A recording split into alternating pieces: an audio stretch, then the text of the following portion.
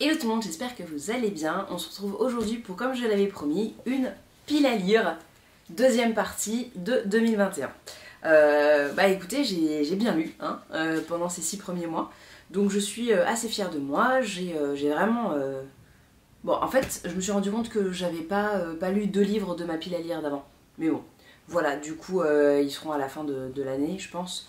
Parce que j'ai le Jane Austen que je gardais plus pour l'automne, et puis un Cozy Mystery là, avec Oscar Wilde.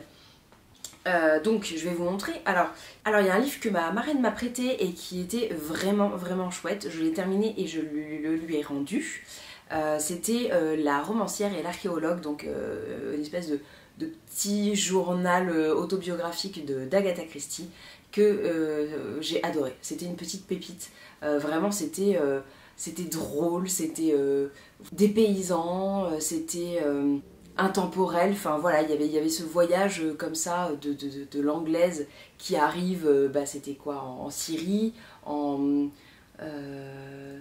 Palestine, et qui du coup a vraiment des réflexions en fait sur un autre pays. Et c'est assez drôle parce que ça a beau être en 1940 ou 30, en fait on pourrait avoir l'impression que c'est nous qui sommes vraiment dépaysés par un voyage quoi. Donc c'était très chouette à lire, vraiment je vous le conseille. C'est super bien écrit, super drôle, super attachant, enfin vraiment chouette, et ça se lit super facilement.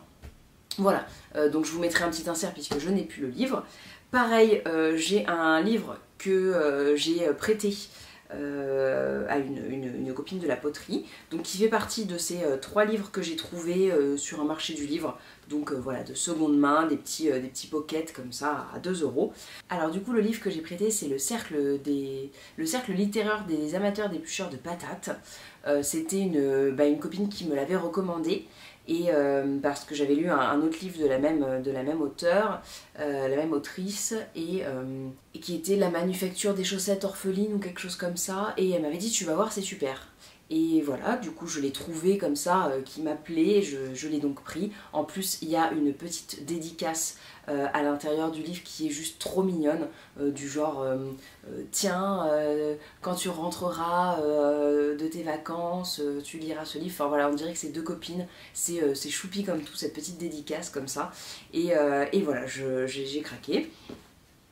Du coup j'avais aussi pris ce livre, Ne dites pas à ma mère que je suis voyante, elle me croit, libraire à Vancouver, de Hélène Cook. La couverture est très moche, dans la vraie vie je ne l'aurais pas acheté, surtout que voilà, ça doit être des livres à... il n'y a pas le prix, tiens, 8 euros et quelques, enfin voilà, j'aurais pas acheté ça neuf. Mais ça avait l'air drôle. Ensuite il y a le Madame 2, suivi de Julieta de Louise de Villemorin. Voilà, c'est un classique de la littérature et je ne connais pas vraiment Louise de Villemorin, à part pour ses lettres. Ah bah tiens, il y a quelqu'un qui n'a pas fini son livre. Du coup, il s'est arrêté en plein milieu. Bah voilà, bah, il a donné le livre et il a laissé tomber la lecture.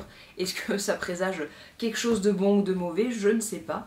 Voilà, donc Louise de Villemorin, je me suis dit que c'était un classique à lire. Le fantôme de l'opéra de Gaston Leroux, parce que Le fantôme de l'opéra, c'est ma vie. C'est ma comédie musicale préférée, et si je gagnais au loto et que je devenais millionnaire, milliardaire ou je ne sais quoi, je me payerais une production du fantôme de l'opéra, juste comme ça pour que je chante dedans. Personne, pas spectateur, mais juste je prendrais des acteurs, je prendrais un costumier, je prendrais un décorateur et je me ferais un kiff. Voilà, c'est mon rêve le plus dingo et le plus chépère du monde, mais voilà, j'adore Le fantôme de l'opéra. Donc je me suis dit pourquoi pas le lire, puisque je connais la comédie musicale par cœur, le film aussi avec Gérard Butler. Me suis dit peut-être que le livre serait différent et apporterait une nouvelle ouverture, une nouvelle lecture. J'ai acheté ensuite 4 livres. Alors, voilà, donc en neuf, qui viennent de sortir, qui étaient principalement en tête de gondole, sauf Les filles du manoir de Foxcott de Eve Chase, que j'ai vu paraître sur Instagram comme ça. Les éditions Nil en faisaient la promo et j'avais adoré Un manoir en Cornouailles, donc j'ai foncé dessus, je l'ai pris direct Et voilà, je pense que c'est le même esprit, un peu mystérieux, un peu planant comme ça.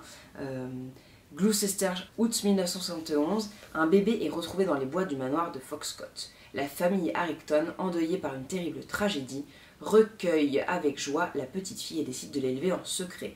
Et ce bonheur familial est très vite ébranlé par la découverte d'un cadavre sur la propriété. Voilà, des années plus tard, Sylvie, désireuse d'éclaircir des zones d'ombre de sa vie, est à son tour entraînée dans les bois majestueux et sauvages de Foxcott, là où rien n'est tout à fait ce qu'on croit. Sylvie découvrira-t-elle la vérité et osera-t-elle la révéler?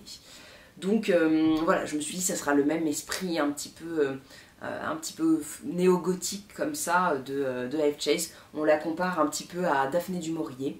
Donc une lecture palpitante.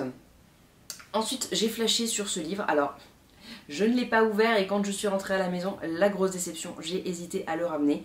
Ça s'appelle Propos sur les racines des légumes de Hong Zinken. Alors, c'est un chinois qui écrit en fait voilà, des propos un peu poétiques comme ça, des mantras un peu poétiques. Et en fait, quand j'ai lu le résumé, j'ai flashé dessus, donc vous allez comprendre ma déception. D'une beauté et d'une fraîcheur absolue, cet éloge de la simplicité est une invitation à renouer avec les racines des êtres et des choses. En explorant les élans du cœur et de la raison, la nature et la société humaine, Hong Zinken nous en révèle la face cachée avec une éblouissante concision.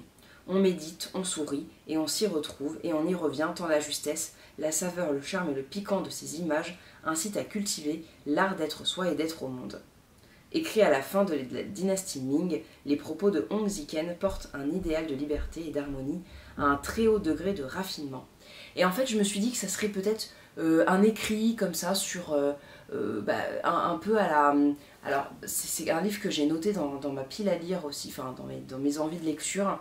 L'éloge de l'ombre, c'est un japonais cette fois qui l'a écrit, et je me suis dit que, enfin c'est assez souvent cité en fait, c'était cité dans Mona Chollet, et du coup je me suis dit que ça pouvait être vraiment très intéressant de voir un petit peu comment d'autres cultures percevaient en fait les choses, leur donner vie, leur donner une tradition comme l'ombre, la lumière comme ça au Japon. Là le côté racine, le côté légumes, je me suis dit, en plus les Chinois ils ont toujours des façons poétiques de voir le monde, le dragon pour expliquer la forme d'une colline ou la naissance des rivières, enfin voilà, et je me suis dit ça va être super chouette, voilà, ça sera une réflexion comme ça. Et en fait voilà, du coup ce sont des petites maximes comme ça, un peu poétiques, et du coup c'est pas vraiment un livre écrit comme ça. Donc je l'ai feuilleté vite fait, mais j'ai pas lu plus que ça, et du coup je suis un peu triste parce que je voulais vraiment en apprendre un peu plus sur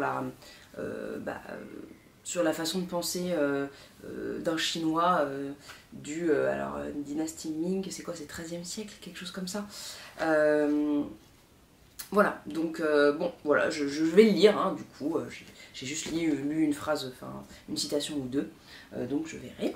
Ensuite, j'ai acheté La Sirène, le Marchand et la Courtisane. En fait, j'ai trouvé que le livre était joli, de Imogen Hermès Govard, je pense que ça se dit comme ça. Et après, j'ai lu le résumé, ça avait l'air chouette, voilà. Donc je sais pas du tout ce que c'est, mais ça m'a tenté. Dans la lignée des miniatures de Jessie Burton ou du Serpent de l'Essex de Sarah Perry, un premier roman éclatant de style et d'imagination, un véritable cabinet de curiosité dans la bonne société londonienne du XVIIIe siècle où le merveilleux côtoie l'ivresse et l'extravagance. Un soir de septembre 1785, on frappe à la porte du logis du marchand Hancock, sur le seuil le capitaine d'un de ses navires. L'homme dit avoir vendu son bateau pour un trésor, une créature fabuleuse pêchée en mer de Chine, une sirène. Entre effroi et fascination, le Toulon se presse pour voir la chimère, blablabla. Voilà, je me suis dit que ça avait l'air sympa. Ensuite, j'ai trouvé ce livre très très beau aussi, L'appel du cacatoès noir de John Danalis. Voilà, la couverture était belle, elle avait un côté très mystérieux, et en fait au dos ça avait l'air assez aussi dépaysant. Donc l'incroyable épopée d'un Australien pour restituer un crâne aborigène à sa tribu. Un chemin de connaissance, d'ouverture et de rédemption. Donc John Danalis a grandi avec un crâne aborigène dans son salon, c'est seulement à 40 ans qu'il comprend l'horreur de la situation. Emporté par l'élan de sa prise de conscience, John décide de tout mettre en œuvre pour restituer Marie, puisque c'est ainsi que le crâne a été affectueusement renommé à son peuple. Pour cela, il va déconstruire ses préjugés d'homme blanc sur la culture aborigène et se plonger dans l'histoire ancienne de l'Australie. Commence alors une quête qui va entraîner des rencontres extraordinaires et une profonde révolution dans la manière dont John et sa famille envisagent la vie et leur rapport aux autres. Alors du coup, je viens de faire le rapprochement, c'est un peu comme une autobiographie en fait, je pense, un journal. Mais je me suis dit que ça pouvait être vraiment intéressant de voir un petit peu la culture aborigène, de l'approcher. Voilà, c'est une culture comme beaucoup d'indigènes en fait, qui a été maltraitée et oubliée. Et du coup, je trouve que c'est vraiment important de les remettre en avant et en valeur. Et d'avoir du coup des blancs, des occidentaux, qui en prennent conscience et puis qui sensibilisent d'autres blancs à faire attention en fait aux autres cultures et en fait à l'égoïsme et à l'invasion, tout ça quoi, qui les sensibilisent et qui permettent aussi de te rendre compte que en fait on n'est pas la dominance sur la planète et qu'il faut respecter les autres, mais ça marche pour plein de choses dans la vie. Voilà, donc je me suis dit que ça pouvait être un très très beau récit, et puis voilà, c'est la couverture qui m'a appelée, mais après en lisant le reste, je me suis dit que ça pouvait être vraiment très intéressant. Et puis du coup, la copine de la poterie à qui j'ai prêté mon livre m'a donné ce livre de Catherine Pancol, Eugène et moi. Alors je sais pas du tout ce que c'est non plus, mais elle m'a dit que c'était très sympa à lire. Il y a des petits dessins dedans, bon, la tour de Pise. Il y en avait un plus grand, mais je l'ai perdu. Voilà. Donc voilà, ce sera une petite lecture, je pense, qui va être rapide à faire et qui va être sympa.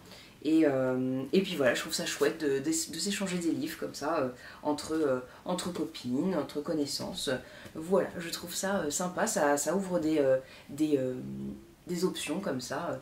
Et puis ah oui tiens, du coup j'ai offert en fait à une copine parce que je la voyais comme ça un peu au dernier moment et je voulais lui offrir un cadeau et j'avais du coup pensé pour moi le livre de Digli qu'elle a sorti là qui s'appelle, j'ai déjà oublié, sur sa retraite en Bretagne. Comment ça s'appelle? C'est un mot qui désigne des vagues un peu violentes.